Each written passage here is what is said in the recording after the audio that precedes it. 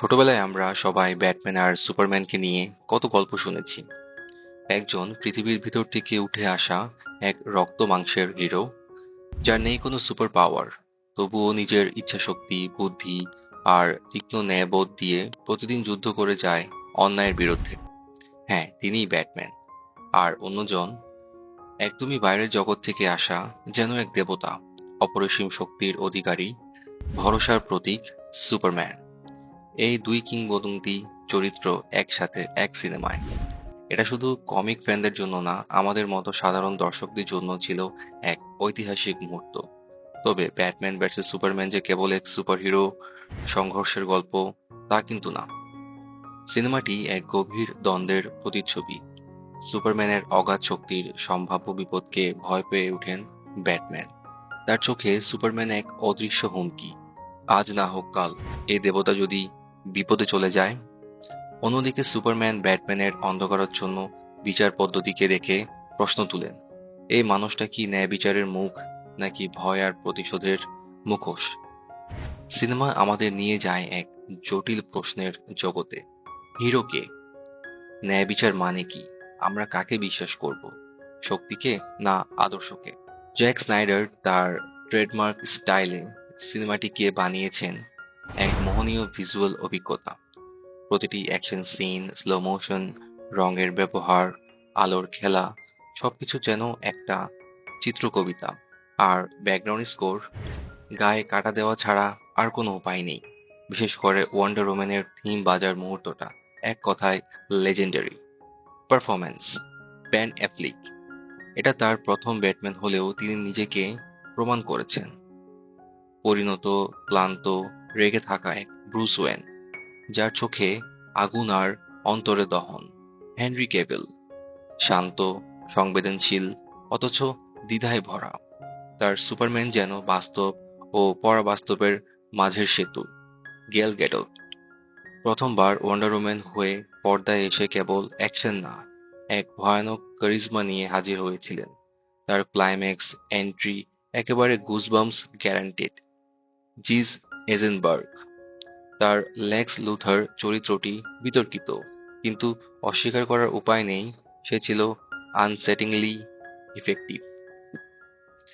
বাকিদের অভিনয়ও খুবই বিশ্বাসযোগ্য এবং খুবই ভালো ছিল। কিছু দুর্বল দিক: প্লট কিছুটা জটিল, বিশেষ করে যারা ডিসি ইউনিভার্সের সাথে পরিচিত না, তাদের জন্য কিছু সিন ও ব্যাক স্টোরি কনফিউজিং লাগতে পারে। মার্থা মোমেন্ট, যা নিয়ে ইন্টারনেট এখনো মিমে ভরা, হঠাৎ করেই একটু বেশি নাটকীয় হয়ে উঠেছিল। লেক্স লুথার্স ডুমসডে ক্রিয়েশন, এই সিদ্ধান্তটা যতটা বড় ছিল, তার জাস্টিফিকেশন একটু কম মনে হয়েছে। কাহিনী সংক্ষেপে, সিনেমা শুরু হয় ম্যান অফ স্টিলের সময়কাল থেকে, যেখানে সুপারম্যান ও জেনারেল জর্ড এর ভয়ঙ্কর যুদ্ধ ধ্বংস করে দেয় মেট্রো পুলিশ। সে ধ্বংসের নিচে চাপা পড়ে যায় ব্রুস ওয়েনের কর্মচারীরা, যেখান থেকে জন্ম নেয় ঘৃণা। এরপর সুপারম্যান জড়িয়ে পড়েন এক আন্তর্জাতিক সংকটে। ব্যাটম্যান হয়ে ওঠেন গোথামের এক অন্ধকার বিচারক। লেক্স লুথার নেমে পড়ে কুচক্রান্তে, মার্থাকে কিডন্যাপ করে বাধ্য করে সুপারম্যানকে ব্যাটম্যানের বিরুদ্ধে লড়তে। শুরু হয় ইতিহাসের সবচেয়ে মোহনীয় দার্শনিক এবং বিধ্বস্তি দ্বৈরথ, ব্যাটম্যান ভার্সেস সুপারম্যান। আর তারপর আসে ডুমসডে, আসে আত্মত্যাগ, আসে Wonder Woman. Favourite quotes: do you bleed? The bittersweet pain among man is having knowledge with no power. এই সংলাপগুলো আসলে অসাধারণ। মুভিতে যখনই আপনি এগুলো দেখবেন, তখনই আসলে আপনি মুগ্ধ হয়ে যাবেন। আমার ভার্ডিক্ট: আপনি যদি ডার্ক, সিরিয়াস সুপারহিরো মুভি ভক্ত হন, এটা আপনার জন্য একদম মাস্ট ওয়াচ একটা মুভি। আপনি যদি চান কেবল ফান, লাইট হার্টেড এক্সপিরিয়েন্স, তাহলে একটু ধৈর্য ধরে দেখতে হবে।